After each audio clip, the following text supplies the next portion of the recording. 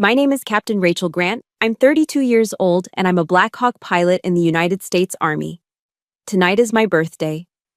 I'm sitting in the familiar living room of my parents' house in Georgia, still in my camouflage uniform because I rushed to make it on time. My father, Rick, gets to his feet, holding a gift wrapped in cheap blue paper. He lets out a booming laugh, the kind he thinks is hilarious. Happy birthday to my little pilot girl. He hands me the box. Inside, under a sheet of tissue paper, is a plastic toy soldier helmet, the kind you buy at a dollar store, with the word Captain scrawled across it in black marker. The room erupts in laughter. See? My father slaps his knee. I told you it was just like an expensive video game. I feel the blood drain from my face. They had no idea that just a few months later, a civilian helicopter would fall out of the sky over a canyon, and this game would be the only thing that could save 5 lives. Tell me where you're watching from in the comments. Hit that like and subscribe button if you've ever had your own family dismiss the career you bled for. The laughter swelled around me, a thick, sticky wave of sound that felt like the Georgia humidity in August. It pressed in, filling my ears until the individual voices of my aunts, uncles, and cousins blurred into a single, buzzing drone, like angry bees trapped in a jar. My fingers were clamped around the flimsy plastic helmet, the cheap material cool and smooth against my skin. I could feel a slight tremor in my hands, a vibration that started deep in my chest and was working its way out. My mother, a woman who had made a career out of smoothing over my father's rough edges, gave a nervous little laugh. "Oh, Rick, stop teasing her," she said, her voice a placating murmur. But my father was basking in the glow of his own joke, his chest puffed out with self-satisfaction. He took a long swallow of his Budweiser, his eyes twinkling over the top of the can. "What teasing? It's just a joke." "What's the matter? Can't take a joke, Captain." He leaned on the word Captain, drawing it out, twisting my rank into a punchline. He made it sound like a Halloween costume. My gaze dropped to my own uniform. The real one. The fabric was stiff, functional, smelling faintly of jet fuel and the dry, air-conditioned chill of a cockpit. I thought of the endless physical fitness tests under a punishing Alabama sun, the hundreds of hours in flight simulators until my eyes burned, the nights spent awake, poring over technical manuals thicker than dictionaries. I thought of the moment I was handed my wings, the weight of the metal pin in my palm feeling more real than anything I'd ever held. I'd earned every thread of this uniform, paid for it with sweat and exhaustion and a relentless, grinding determination. And in my father's eyes, all of that effort, all of that sacrifice, was worth no more than this dollar store piece of plastic. This toy. I didn't cry. Army discipline wouldn't let me. Crying was a loss of control, and in my world, a loss of control meant people could die. So I contained it. I built a wall inside my mind, brick by brick, shutting the pain behind it. My face felt like a mask, frozen and numb. Slowly, deliberately, I placed the plastic helmet on the dining table. It landed with a soft, hollow clatter next to the half-eaten sheet cake my mother had made, its bright blue frosting spelling out, "Happy birthday, Rachel." The mockery sat beside the celebration, a perfect, brutal summary of my life here. The laughter in the room sputtered and died. The silence that followed was heavy, awkward. I could feel my relatives shifting in their seats, suddenly finding the pattern on the wallpaper intensely fascinating. They recognized the shift in the atmosphere. They knew I wasn't laughing along. With measured movements, I stood up, the legs of my chair scraping softly against the polished hardwood floor. I pushed it neatly back under the table. "Thanks for dinner, Mom," I said, my voice perfectly level, devoid of any emotion. It was the voice I used to give commands over the intercom, calm and clear in the heart of a storm. My father's jovial expression curdled into a scowl. "Hey, where are you going? The party's not over." He gestured around the room with his beer can. "Don't be so sensitive, Rachel. It was just a joke." I finally looked at him, really looked at him. I met his gaze across the table, over the remnants of the pot roast and mashed potatoes. The wall inside me was holding. I'm not having fun, I said. The words were quiet, but they landed in the silent room with the force of a gavel. It wasn't an accusation. It was a simple, undeniable fact. Then I turned my back on him, on all of them. I walked towards the front door, my combat boots making solid, rhythmic sounds on the floor. Each step was a declaration. I could hear my mother's quiet, distressed, "Rachel, wait!" But it was my father's voice that followed me out onto the porch, booming with anger and wounded pride.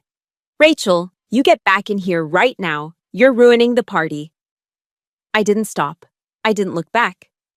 The humid night air hit me as I stepped outside, but it wasn't until I slammed the heavy door of my Ford F-150 shut that I finally allowed myself to breathe.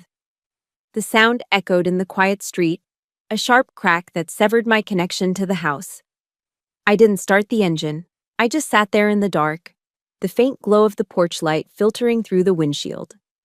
I leaned forward and rested my forehead against the cool, worn leather of the steering wheel.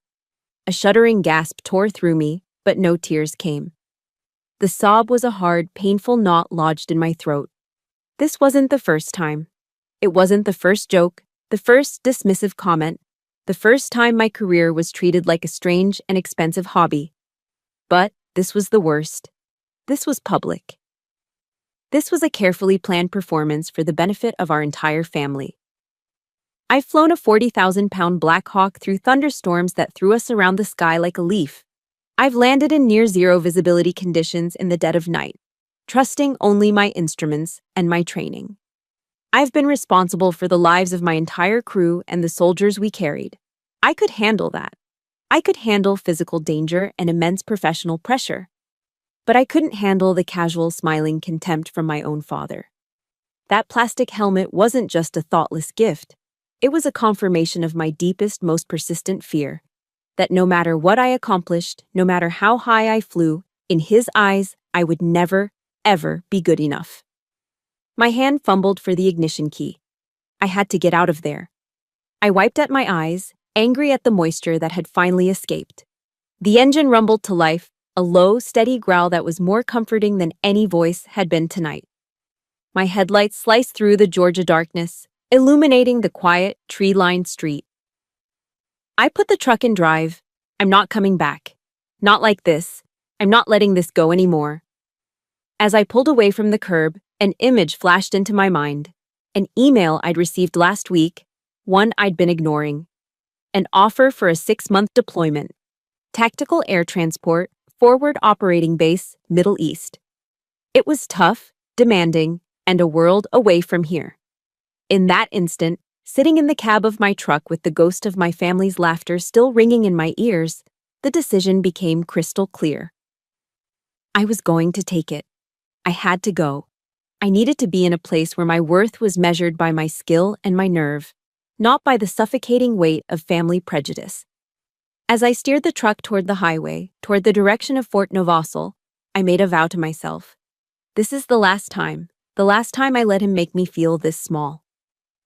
The noise of the party was behind me, but the noise in my head was just getting started. The miles dissolved under the wheels of my truck, the steady hum of the engine a lonely constant in the dark. The windows were down, and the cool Georgia night air rushed in, carrying the scent of pine and damp earth. It should have been calming, but my mind was a vortex. Why?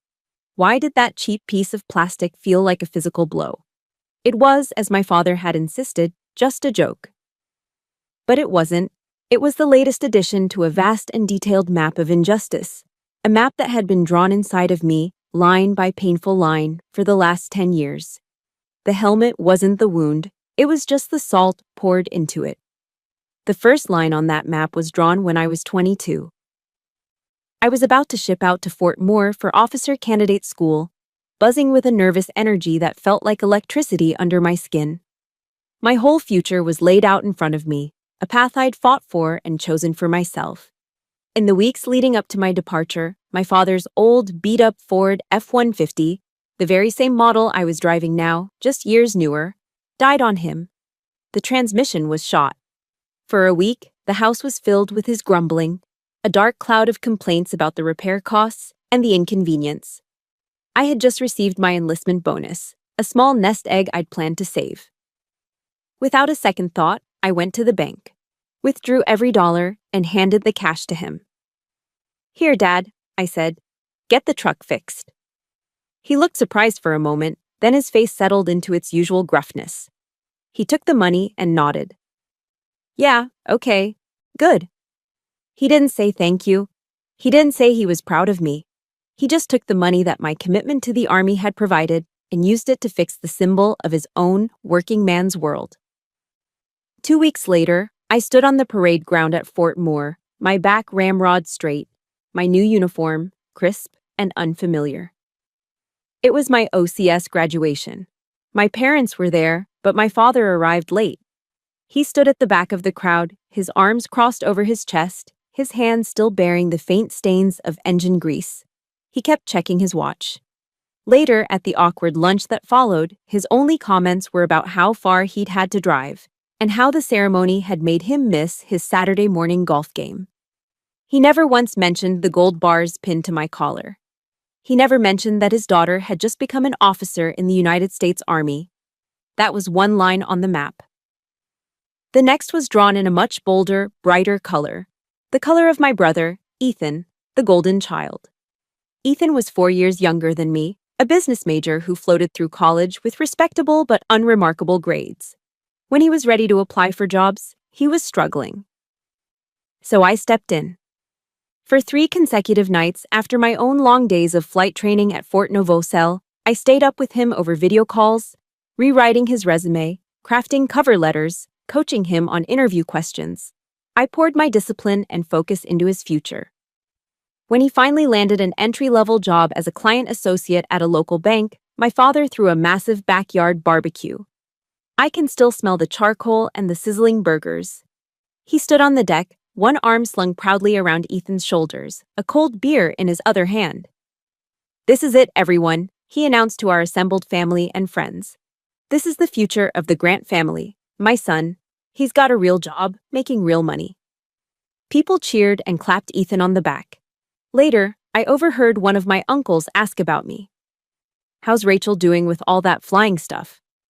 My father let out a short, derisive laugh. "Her? She still gets dizzy on a merry-go-round.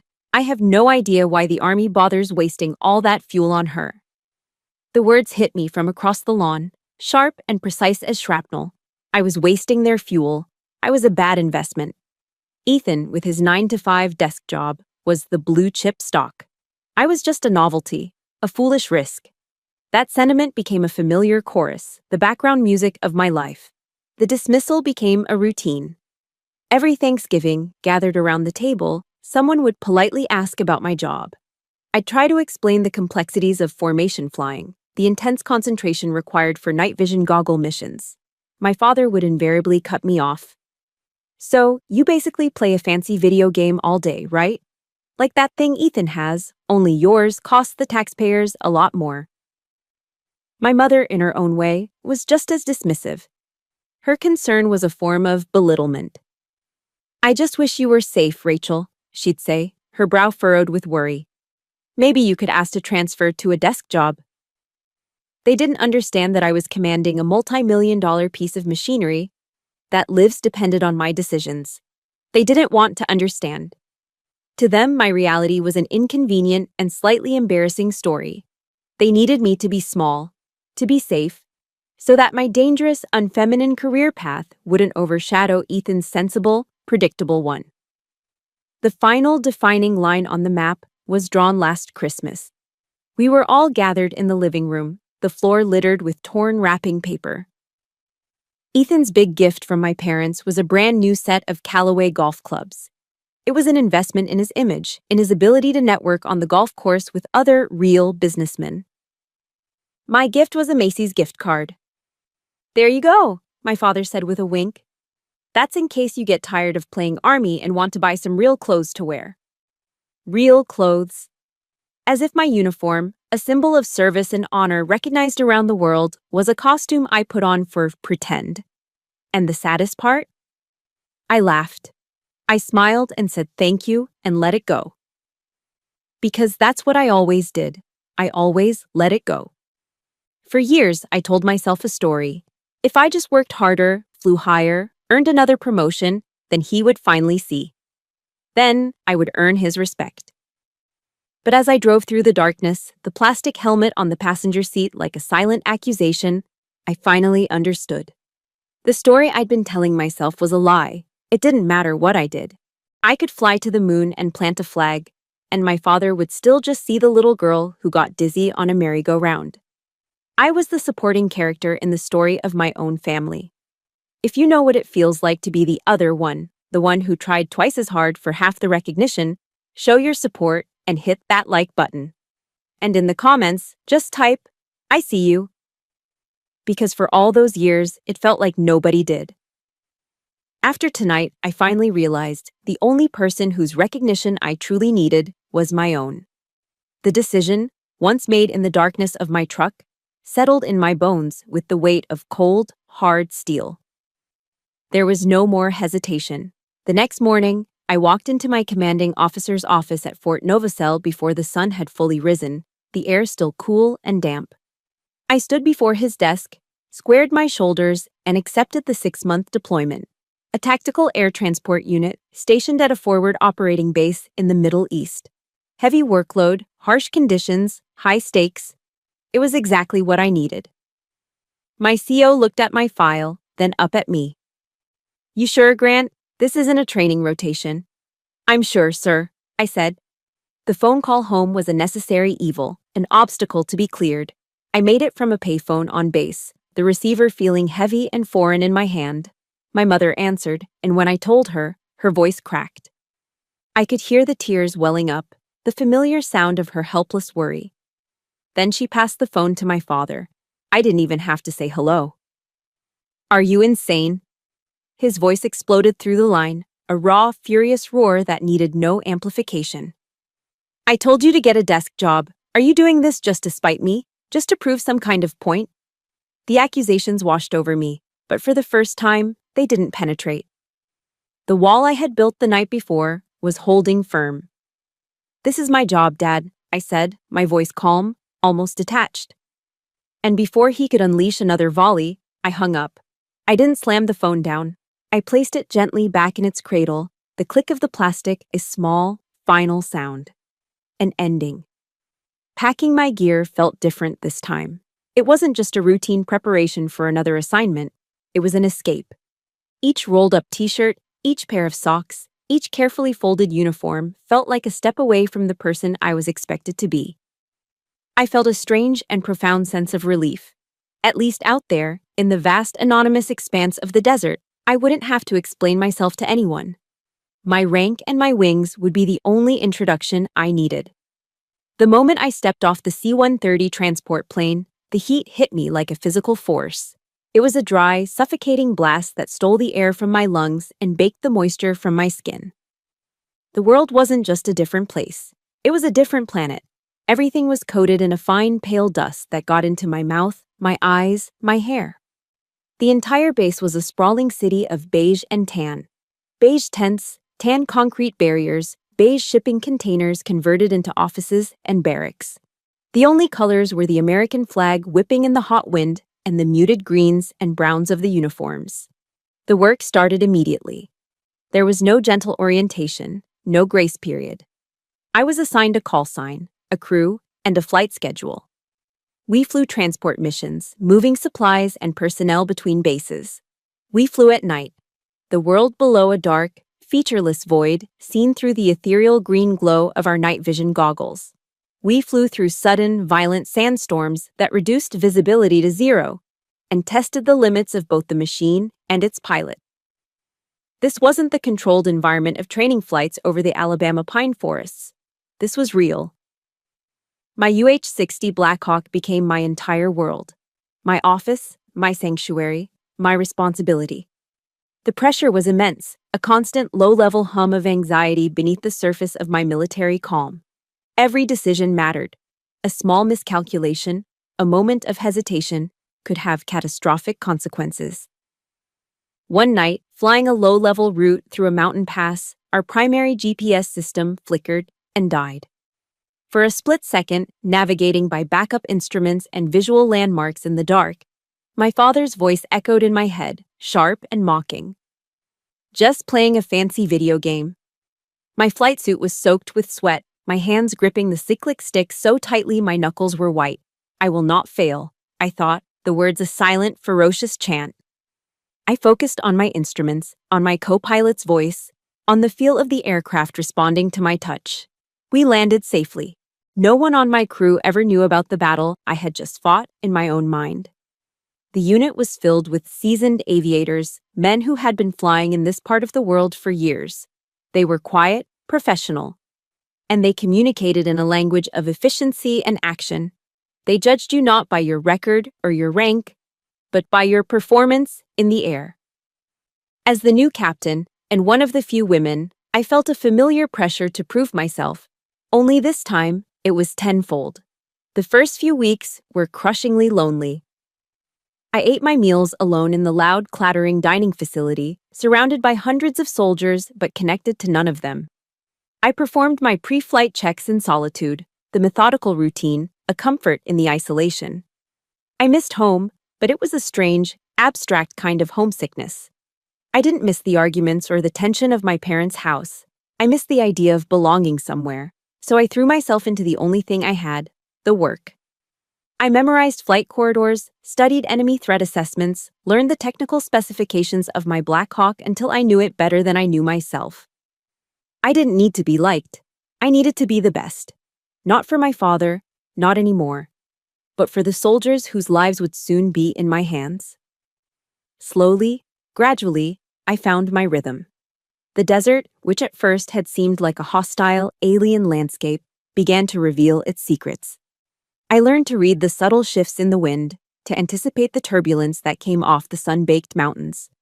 I learned to trust my gut, that deep, instinctual pilot sense that tells you when something is wrong long before the instruments do. All the discipline from OCS, all those hundreds of hours in the cockpit at Fort Novosel, it all began to crystallize. I wasn't the girl who got dizzy on a merry-go-round. I was a pilot. The shift was almost imperceptible. It wasn't a single event, but a series of small ones. Then came the medevac call. An IED strike, multiple casualties, urgent extraction needed. A small but vicious sandstorm was kicking up, reducing visibility. Protocol suggested waiting, but these soldiers didn't have time to wait. I made the call. We're going in. The flight was tense, a battle against the elements. We landed hard, the crew chiefs providing suppressive fire while the medics loaded the wounded. We were on the ground for less than 90 seconds. The flight back was just as harrowing, but we made it. We delivered the wounded soldiers to the surgical hospital. Later that evening, as my crew and I were debriefing, a few of the enlisted crew chiefs, tough-as-nails guys in their 20s, caught my eye. They just nodded at me. It wasn't praise, it wasn't a salute, it was just a simple, quiet nod. A gesture of respect, of trust. It was a small thing, a flicker of recognition in the dusty twilight of a foreign country. But it felt more real, more valuable than anything I'd ever received in my own home. That quiet nod of respect after the medevac mission was a beginning. It was the first crack of light in a long, dark room. It wasn't a floodgate opening. It was a subtle shift, a change in the air.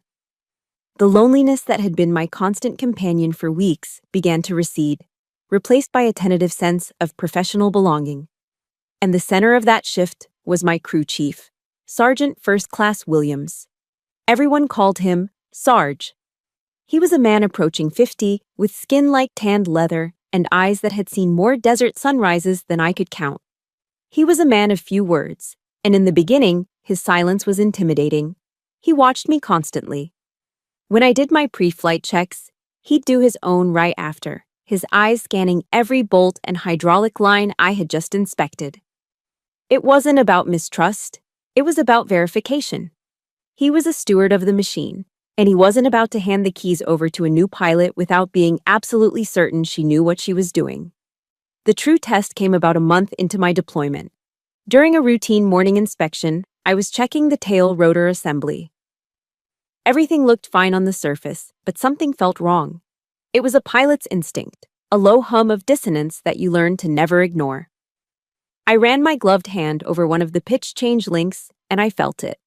A tiny, almost imperceptible catch. I pulled my glove off and used my bare fingertips, tracing the metal until I found it.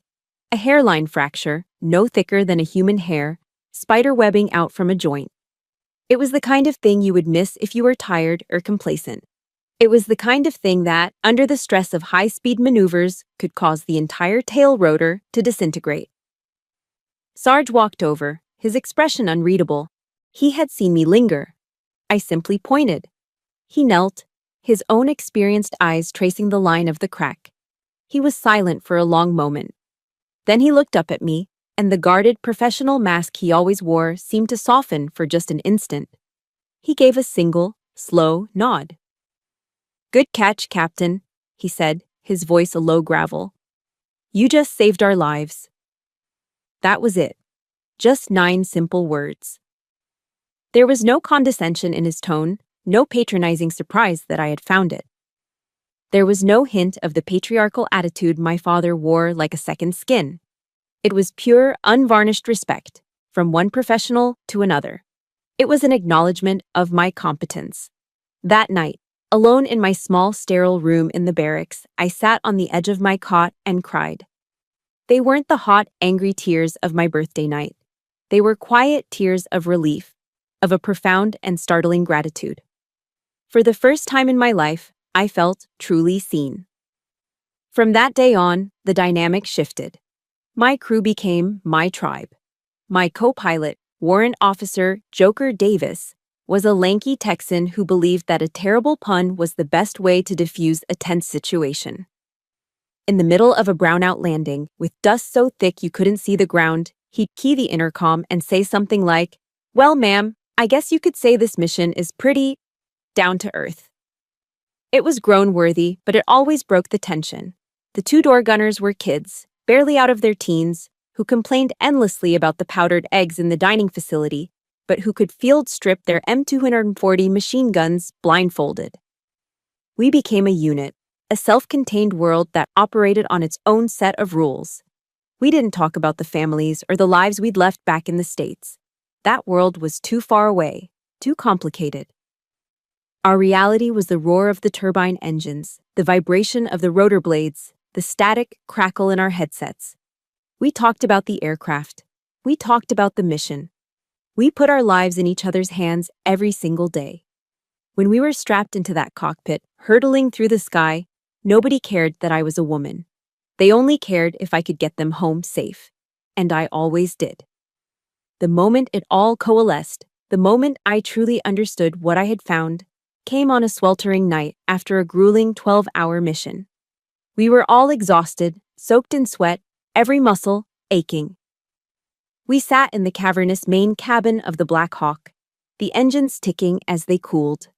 The air was thick with the smell of oil and hot metal. We passed around a canteen, taking swallows of the lukewarm, plastic-tasting water. No one spoke for a while. Then Sarge, who was leaning against the bulkhead, looked over at me. His voice was low and raspy with fatigue. "Captain," he said, "the great thing about being up there is that nobody gives a damn about your story on the ground. You can either fly or you can't. Everything else, it's just noise." His words hit me with the force of a physical impact. It's just noise. A lifetime of slights and insults, a cacophony of dismissive words, suddenly rearranged itself in my mind under that one simple heading.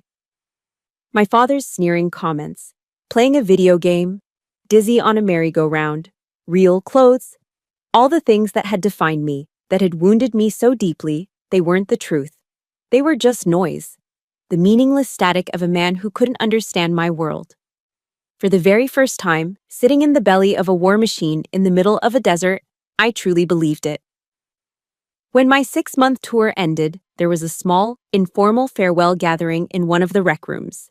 There were no speeches, just a few pizzas someone had managed to procure and some non-alcoholic beer. As the night was winding down, Sarge stood up and handed me a flat, rectangular object wrapped in a t-shirt. It was a wooden plaque. I unwrapped it carefully. Carved into the dark, polished wood was a detailed rendering of a UH-60 Black Hawk. Below it, engraved on a small brass plate, were the names of my entire crew: Sarge, Joker, and the 2 young gunners. And at the very bottom, a single line of text was etched into the plate. It read, "Captain Grant, the commander. We'd fly with you anywhere." I ran my fingers over the engraved words, over the smooth, cool wood. I held it tight against my chest. This was it.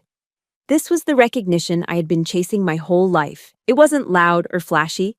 It wasn't a party thrown in my honor. It was quiet, it was solid, and it was real. This was my family, a family not defined by blood or by name, but forged in the crucible of shared risk, built on a foundation of sweat, trust, and mutual respect. The wooden plaque Sarge had given me sat carefully packed in the center of my duffel bag, a solid, tangible piece of my new reality. It was a talisman I held onto during the long flight back to the United States. For the first time, I felt like I was returning home not as a daughter seeking approval, but as a professional returning from a job well done. The noise, I told myself, was gone. I had a new family, a new foundation. I felt strong. That strength began to fray the moment I made the call from the airport in Atlanta. My mother picked up on the second ring, her voice bubbling with excitement. "Rachel, oh, thank God you're home safe." For a few precious seconds, it was just pure, simple relief. But then, the old patterns began to creep back in, like weeds reclaiming a newly cleared field. "Your father has missed you so much," she said, her tone shifting into her familiar role as peacemaker. "He's been feeling bad about that whole birthday thing. You know how he is, honey. He was just joking." I gripped the phone, the hard plastic digging into my palm. The warmth I had been feeling chilled instantly. "Mom," I said, my voice tighter than I intended. "I just commanded tactical flight missions in a combat zone for 6 months. I really don't have time for Dad's jokes anymore." There was a weary sigh on the other end of the line. "Oh, Rachel, you always make such a big deal out of things. Anyway, just get home soon. We're so excited to see you. And your brother Ethan, he has some wonderful news." Wonderful news. The phrase hung in the air, a premonition. I knew with a sinking certainty that whatever Ethan's news was, it would somehow manage to eclipse my own return. And I was right. When I pulled my truck into the driveway 2 days later, on the first day of my leave, I was greeted by the sight of colorful streamers hanging from the porch and a yard full of cars. The air was thick with the smell of grilling hot dogs and the sound of cheerful, familiar chatter. My father, it turned out, was throwing a party, a huge, celebratory barbecue. For Ethan, his wonderful news. He had been promoted to Assistant Vice President of Personal Banking. It was a classic corporate title, one that sounded impressive but, in reality, meant a minor step up the ladder and a slightly bigger cubicle. It was a perfectly respectable, perfectly ordinary achievement. But to my father, it was the moon landing. He was holding court on the back deck, a spatula in one hand, a beer in the other. He had his arm slung around Ethan, who was looking flushed and proud in a new polo shirt. "Here he is," my father boomed to a group of neighbors. "My son, he did it. The future of the Grant family, right here." The crowd of relatives and family friends murmured their approval, clapping Ethan on the back, shaking his hand. He was the center of the universe. I stood there for a moment, just inside the screen door, a ghost at my own brother's coronation. I was in civilian clothes, jeans, and a simple t-shirt, but I could feel the desert still clinging to me. My skin was darker, tanned by a relentless sun. I was leaner, harder. I felt like a visitor from another world, an alien who had stumbled into a strange suburban ritual. My father finally spotted me. His smile didn't waver, but his eyes barely registered my presence. "Ah, Rachel's here," he announced to no one in particular. He gave me a quick, dismissive nod. "You look skinny. Guess the food over there wasn't much good, huh? Well, grab a plate. Today's all about your brother." And that was it. That was my welcome home. Not a single question about the last 6 months. Not a word about the missions, the danger, the sandstorms, the responsibility. It was as if I had just returned from a long trip to the grocery store. I looked at Ethan, preening under the spotlight, the same brother whose application essays I had practically written from scratch. He was being celebrated for a meaningless title, while my safe return from a place where people actively tried to kill you was worth less than a passing comment. I was invisible. I mumbled an excuse about being tired from the trip and escaped into the house. The noise of the party faded behind me as I walked down the hall to the guest bathroom. I needed a moment. I needed to breathe. I shut the door, the click of the latch sounding unnaturally loud in the sudden silence. I leaned against the cool wood, my eyes closed. Then I looked up and met my own gaze in the mirror. The woman looking back at me seemed like a stranger. Her eyes were tired, weary in a way that had nothing to do with jet lag. A wave of exhaustion, profound and bone-deep, washed over me. I was so tired of trying, so tired of proving myself. Why did I keep coming back here? Why did I subject myself to this? I had the plaque in my duffel bag. I had the respect of my crew. I had Sarge's words echoing in my head. It's just noise. So why did I still crave a single, approving nod from this man, my father?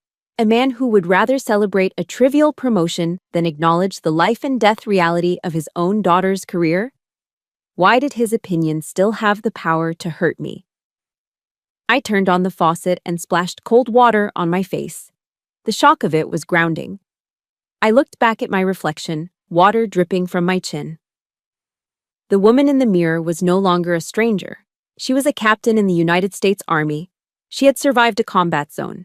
She could survive this. I took a deep, steadying breath. I wasn't going to let them break me. I wasn't going to let them make me invisible. I wouldn't be staying here long. The next few days passed in a tense, suffocating quiet. I kept to myself, using my remaining leave to map out my next career steps and catch up on sleep. I was a guest in my own childhood home, a polite stranger who avoided the living room when my father was watching TV. The resolution I'd found in the bathroom mirror had cooled into a hard, protective shell. I was counting down the hours until I could leave. The confrontation came 2 days before my scheduled return to base. My father called me into his home office, a room that had always felt like his personal kingdom. The walls were covered in dark wood paneling, decorated with pictures of construction sites and a large mounted base he'd caught years ago. He sat behind his imposing oak desk, the throne from which he ran his small construction company and his family. He didn't waste time with pleasantries. He gestured for me to sit, but I remained standing. "Rachel," he began, shuffling some papers. "The company needs a new excavator, a big purchase. Ethan mentioned the loan process at his bank is taking a while, you know how it is." He looked up at me, his expression casual, as if he were asking me to pass the salt. "So, I was thinking, you must have some savings built up from the army. You don't have many expenses after all. How about you lend the company some money, just to tide us over?" I stared at him. The sheer, unmitigated audacity of it stole my breath. For a moment, I was completely stunned into silence. This man who had spent a decade mocking my career, belittling my service, and dismissing my accomplishments as a childish game, was now asking to profit from it. He saw my uniform not as a symbol of honor, but as an indicator of a steady government paycheck. My sacrifice was, to him, a convenient financial resource. The noise that Sarge had talked about, the noise I thought I had silenced, came rushing back, louder and more dissonant than ever. "No," I said. The word was quiet, but it was absolute. "No? What do you mean, no?" "I mean no," I repeated, my voice gaining strength. "I don't have any money to lend you." His face darkened. The friendly businessman persona vanished, replaced by the angry patriarch. "Don't lie to me. You've been deployed for 6 months. Ungrateful," he spat the word. "After everything we've done for you, this is the thanks we get?" I didn't wait to hear the rest. I turned and walked out of the office, my heart pounding a furious rhythm against my ribs. I had to get out of there. But my mother was waiting in the hallway, her face etched with anxiety. She grabbed my arm, her grip surprisingly strong. "Rachel, please," she whispered, her eyes pleading. "Don't make your father angry. He's under a lot of stress. We're family. You should help." That was it. That was the final straw. The word family, a word that should have meant safety and support, had just been weaponized. It was used as a tool of manipulation, a chain to pull me back into line. The dam of a lifetime of suppressed anger, of swallowed insults and bitten-back retorts, finally broke. Family, I asked, my voice dangerously low. Is that what this is? Does family treat their daughter like an ATM 1 minute and a joke the next, Mom? I pulled my arm free from her grasp and turned around. I walked back into the office. My father was still sitting at his desk, muttering about my selfishness. He looked up as I entered, his expression a mixture of anger and surprise at my defiance. Dad, I said. My voice was cold, clear, and steady. It was the voice of a commander. It was the voice of a woman who had finally reached her limit. I'm going to say this to you once, and I want you to listen. I am not playing Army. I am a captain in the United States Army. I command a flight crew. I am responsible for a $10 million helicopter and for the lives of the soldiers inside it. I am not your joke. I am not the girl who gets dizzy on a merry-go-round. I took a step closer to the desk, leaning forward slightly, forcing him to meet my gaze. And I will not give you 1 single cent of the money I've earned until you learn to respect the uniform I earned it in. He was speechless. His face flushed a deep, mottled red, a storm of fury gathering in his eyes. He finally found his voice, sputtering, You dare talk to your father like that? I stood up straight, my spine like a rod of steel. I'm done, Dad, I said, and the words felt like a physical release, like setting down a weight I had been carrying for my entire life. I am done trying to win your approval. I've earned respect from people who actually deserve to give it. I don't need yours anymore. My mother stood frozen in the doorway, her hand covering her mouth, her eyes wide with shock. I walked past her, went to my room, and grabbed my packed duffel bag. I didn't say another word. I walked out the front door, down the porch steps, and to my truck without looking back. This time, as I started the engine and pulled away from the curb, I didn't cry. A profound, exhilarating sense of lightness filled me. It was terrifying, and it was liberating. The boundary had been drawn. The silence had been broken. I had finally, truly, freed myself. It took every ounce of courage I had to say those words. If you've ever had that enough is enough moment, that moment where you finally stood up for yourself, hit that like button to show some solidarity. And in the comments, I want you to simply write, I am not a joke. Let's fill the comments with that for everyone who needs to hear it and for everyone who has finally said it. After driving away from my parents' house, I didn't head straight back to the base. The confrontation had left me feeling hollowed out, strangely light. I had severed a rope that had been around my neck my whole life, and now, in the sudden freedom, I felt a desperate need for space, for silence. I had a few days of leave left, and for the first time, I decided to use them for myself. I drove west. I kept driving until the lush green humidity of Georgia gave way to the endless plains of Texas, and then further still, until the landscape began to rise and fold into the monumental shapes of the American Southwest. I didn't have a plan. I just followed the road until I saw a sign for Zion National Park in Utah. Something about it felt right. I needed to see something ancient and immovable, something that would make my own personal dramas feel as small and insignificant as they truly were. For 3 days, I lost myself in that cathedral of red rock. I hiked the trails alone, my boots crunching on the dusty sandstone paths. I followed the Virgin River as it carved its way through the canyon, the water a ribbon of impossible turquoise against the fiery orange cliffs. I stood at the top of scenic overlooks, surrounded by monoliths of stone that had stood silent for millions of years, and I felt the noise in my head finally begin to quiet.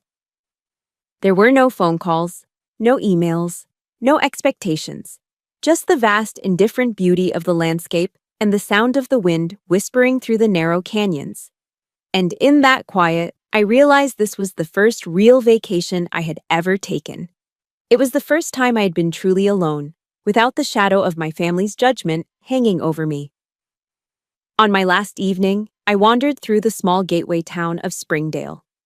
It was a charming, rustic place with a handful of galleries and gear shops. I found a dusty little used bookstore tucked away on a side street, the air inside thick with the sweet, papery smell of old books.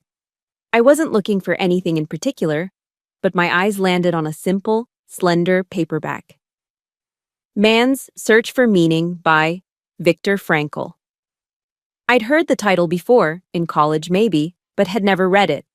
I bought it, along with a lukewarm bottle of water, and took it back to my simple motel room. That night, with the noisy air conditioner rumbling in the window, I sat on the polyester bedspread and I read. And the world shifted. It wasn't a sudden, dramatic earthquake, but a slow, profound realignment of my entire perspective.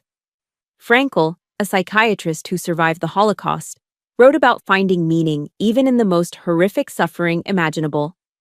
And one passage, one core idea, struck me with the force of a physical revelation. He wrote, "When we are no longer able to change a situation, we are challenged to change ourselves." The book fell into my lap. I stared at the stuccoed wall of the motel room, but I wasn't seeing it. I was seeing my entire life, laid out with a new and devastating clarity. I had spent 10 years trying to change an unchangeable situation. I had dedicated myself to the monumental, impossible task of changing my father. I thought if I could just be better, stronger, more accomplished, I could change his perception of me.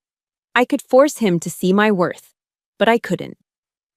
I had been throwing myself against a solid rock wall, bruising myself over and over, hoping the wall would move. The situation, my father's deeply ingrained prejudice and favoritism, was unchangeable. And in that moment, I understood. I finally understood what the secret weapon was. It wasn't a plan for revenge. It wasn't about gathering evidence or winning an argument. It wasn't about money or success. The secret weapon was me. The only thing I had the power to change was myself. I couldn't change my father, but I could change the power his words had over me. I could change the way I allowed his opinions to define my own self-worth. It was exactly what Sarge had told me, but this was the first time I understood it on a cellular level. It's just noise. It's his noise, not mine. I didn't have to listen to it anymore. I could just let it go. And in that simple act of letting go, I could take back my own power. I decided, right there in that cheap motel room in the middle of the Utah desert, that from that moment on, my father's opinion of my career no longer had any value. It was irrelevant, it was static, it was just noise. The next day, my last day of leave, I felt a sense of peace that was entirely new to me. To celebrate, I decided to do something a little ironic, a little indulgent. I booked a seat on a civilian helicopter tour of the canyon. I just wanted to be a passenger for once. I wanted to see the sky, the one place where I always felt completely free, without any of the responsibility that usually came with it. I showed up at the small local airfield and joined the other tourists. There were 4 of us, plus the pilot. I took a seat in the back, content to just look out the window and enjoy the view. I had no idea that the book I had just read and the profound internal shift it had created was about to be put to the most violent and terrifying test imaginable. The sky was a perfect, cloudless blue. Below us, the canyon walls plunged thousands of feet, a breathtaking spectacle of layered red and orange rock. I was finally relaxing, letting the rhythmic chop of the rotor blades lull me into a state of peaceful observation. For the first time in what felt like a lifetime, I was just a passenger, just another tourist taking pictures with her phone. And then it happened. Up front, the pilot made a sound, a strangled, guttural gasp. It wasn't a word, just a pure animal noise of distress. I looked up from my window, just in time to see his hands fly off the controls. He clutched at his chest, his body seizing violently, and then he slumped forward, unconscious, against the instrument panel. For a single frozen moment, there was nothing but the sound of the engine. And then the helicopter, a Bell 206, suddenly free from any guiding input, lurched violently to the side. The nose dropped. We were no longer flying. We were falling. The beautiful canyon walls weren't a spectacle anymore. They were a target, rushing up to meet us with terrifying speed. The cabin erupted into chaos. The other passengers started screaming. a high-pitched, panicked sound that pierced through the engine's roar. Time seemed to warp, stretching and slowing down. I could see the terrified face of the woman across from me, her mouth open in a silent O of horror. I could see the cracks and fissures in the rock wall we were plummeting towards. This is it, a small part of my brain registered.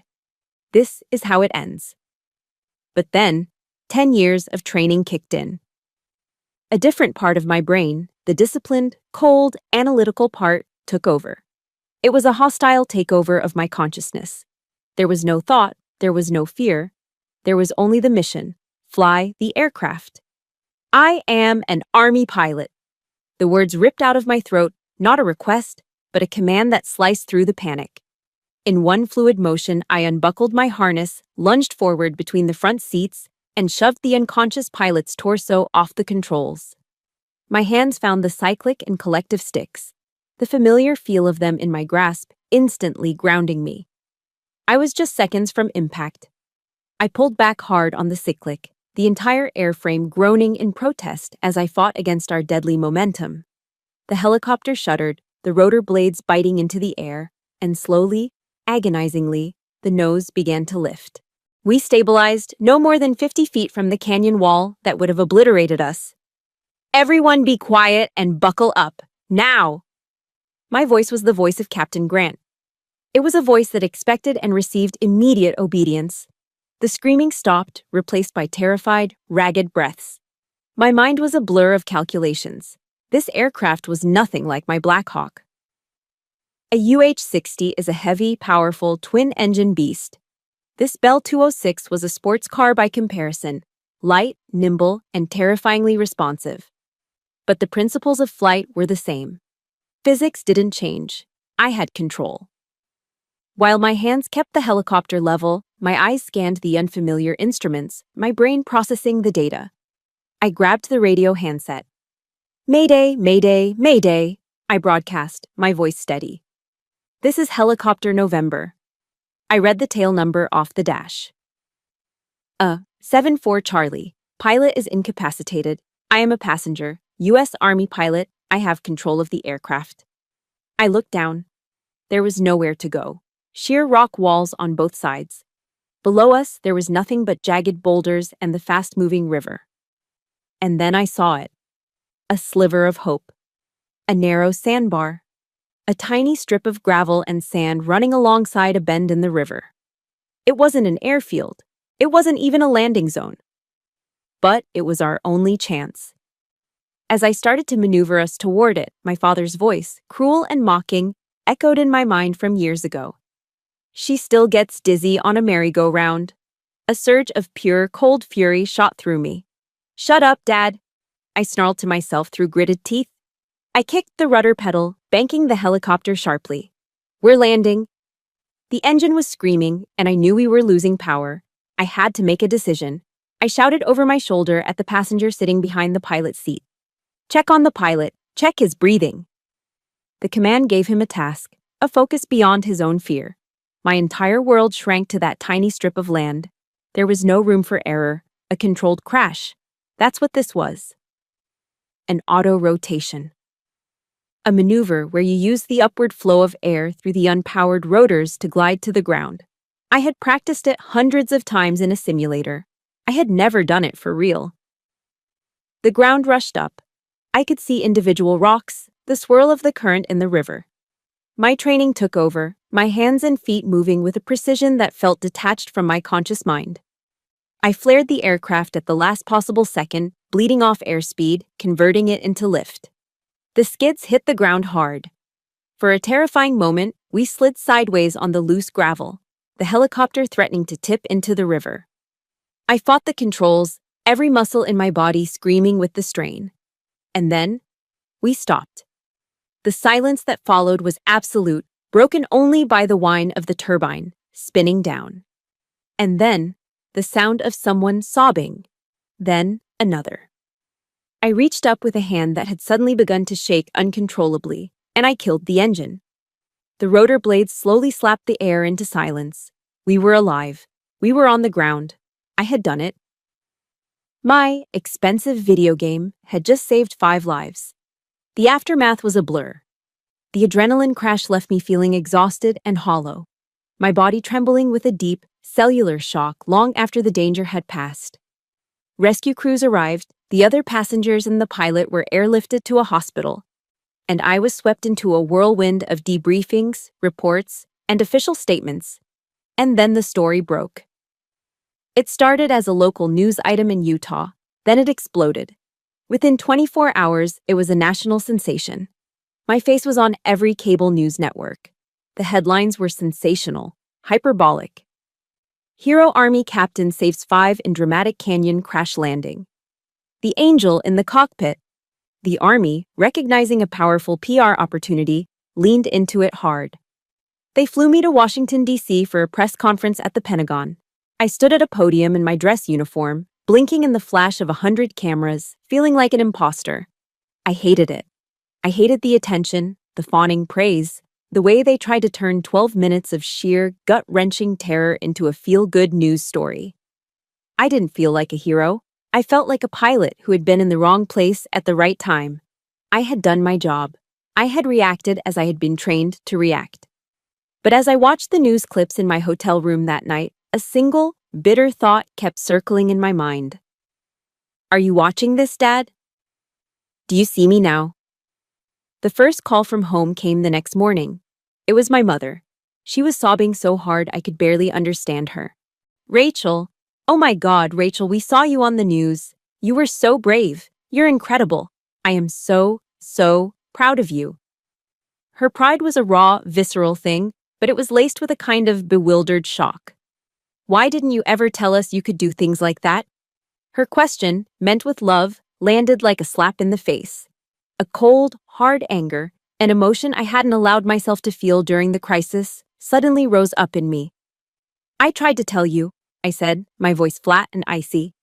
I tried to tell you for 10 years. Every time I came home and talked about my training, every time I described a mission, you didn't listen. You thought I was playing a game. You told me to get a desk job. It's not my fault you weren't paying attention. The other end of the line went silent.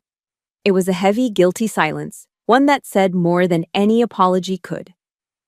She knew I was right. After a moment, she just whispered, "Oh, Rachel." And the conversation died. The call I was truly dreading came a few hours later. My father. His voice was different, stripped of its usual booming confidence. It was rough, hesitant, the voice of a man who didn't know what to say. Rachel, I saw the news. You did good. Real good. I'm proud of you. You're a hero. There they were, the words I had spent my entire adult life desperate to hear. I'm proud of you, but hearing them now, they felt hollow, meaningless. They were a currency that had lost all its value.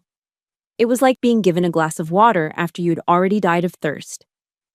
I'm not a hero, I said, cutting him off. My voice was as cold and sharp as a shard of glass. I'm a trained pilot.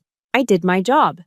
It's the same job I was doing for 6 months in the desert, the 6 months you never once asked me about. He was quiet for a long time. I could hear him breathing on the other end of the line, a ragged, uncertain sound. I'm sorry, Rachel, he finally managed to say. I was wrong.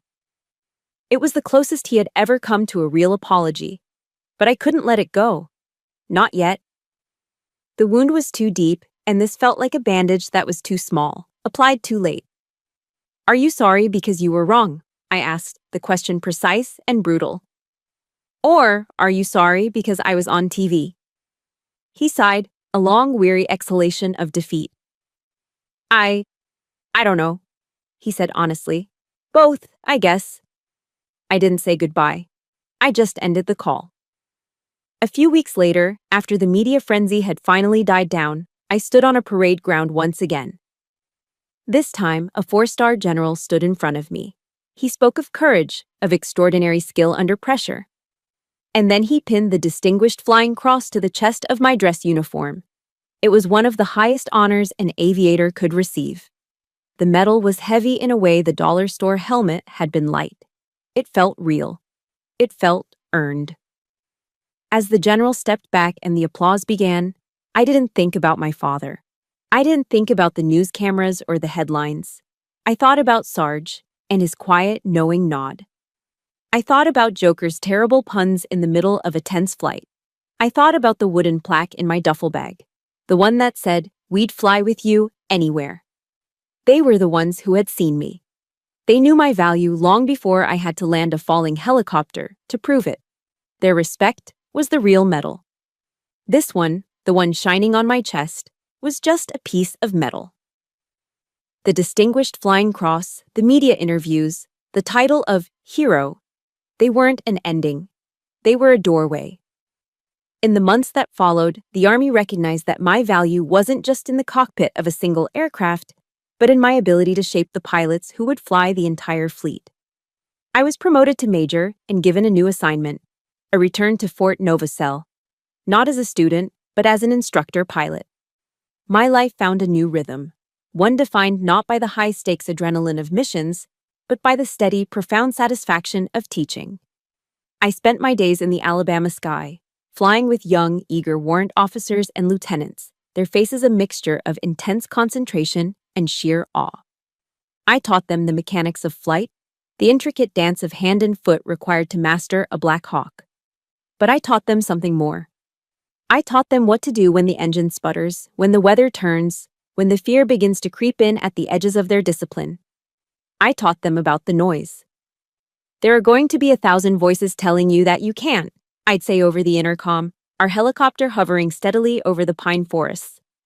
Some of those voices will be out there, and some of them will be right here, inside your own head. They'll tell you you're not good enough, not smart enough, not brave enough. Your job as a pilot is to fly the aircraft. Your job as a person is to recognize that all those voices, they are just noise. Your instruments, your training, your gut, that's the signal. You learn to listen to the signal and tune out the noise.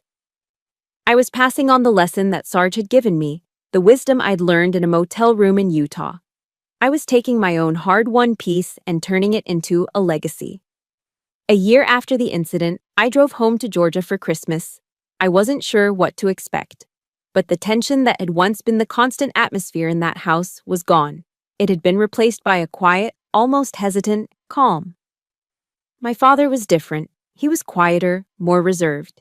He seemed smaller. He showed me into his office, the same room where I had made my stand. And there, on the bookshelf, sitting between a dusty trophy for a fishing tournament and a framed photo of his first construction crew, was the cheap plastic helmet from my birthday. It wasn't hidden away in a box of shame. It was displayed like a piece of art. "I keep that there," he said, not looking at me, but at the helmet. "To remind me." He didn't say what it reminded him of, and I didn't ask. I didn't need to. Our relationship never became a movie of the week special. There were no tearful, dramatic hugs, no sudden, miraculous understanding. But it became honest. For the first time, we talked. Really talked. He would ask me questions about my job, genuine questions born of a desire to understand. He wanted to know about engine torque, about lift dynamics, about what it felt like to fly at night. He was trying, in his own clumsy, imperfect way, to see the world through my eyes. 3 years after the Utah landing, I was invited to be the keynote speaker at a graduation ceremony for a new class of Army aviators at Fort Novosel. As I stood at the podium, looking out at a sea of crisp dress uniforms and the proud, beaming faces of their families, I saw my parents sitting in the third row. My mother was dabbing her eyes with a tissue. My father was just watching me, his expression unreadable. When I began to speak, my voice was clear and calm. "They call me a hero because of 12 minutes in the sky over Utah," I said. But the truth is, courage isn't found in 12 dramatic minutes. Courage is the thousands of quiet hours in the simulator. It's the nights you spend studying until your eyes burn. It's the mornings you get up and do it all over again, especially on the days you doubt yourself the most. I paused, my eyes finding my parents in the crowd. The greatest lesson I've learned is this. You do not need anyone else's permission to be excellent. You don't need their approval to be worthy. Everything else is just noise. After the ceremony, as families were embracing their graduates, my father made his way through the crowd toward me. He didn't hug me. He just came and stood in front of me for a moment. Then he slowly raised his hand and placed it on my shoulder, his rough, calloused fingers resting gently on the gold oak leaf of my major's insignia. "That was a good speech, Rachel," he said, his voice thick with an emotion I had never heard from him before. He looked me straight in the eye, and I could see that his own were wet with tears. "I'm sorry," he said, the words coming out in a raw, broken whisper. "I'm sorry I didn't see. Not for what you did. I'm sorry I didn't see the person you were trying so hard to become." All the anger, all the resentment I had held onto for years, simply dissolved in that moment. There was nothing left to fight against. "I know, Dad," I said softly. It wasn't perfect, but it was true. And as I turned to walk away, a newly commissioned second lieutenant by my side asking me a question about flight dynamics, I took a quiet inventory of my own mind. I listened for the old echoes, the familiar whispers of doubt, the ghost of my father's disapproval, and I realized, with a profound and silent sense of peace, that there was nothing there. The noise, finally, was gone. Thank you for walking this path with me. My story is proof that the loudest noise isn't always the one that deserves to be heard. We all have voices in our lives, from family, from the world, and especially from within, that tell us we aren't enough. The journey to find your own signal, to trust your own worth, is the most important flight you'll ever take. If my story resonated with you, I would be honored if you would subscribe to the Chosen Revenge channel for more stories about overcoming the noise. And in the comments below, please share one word that defines your own strength.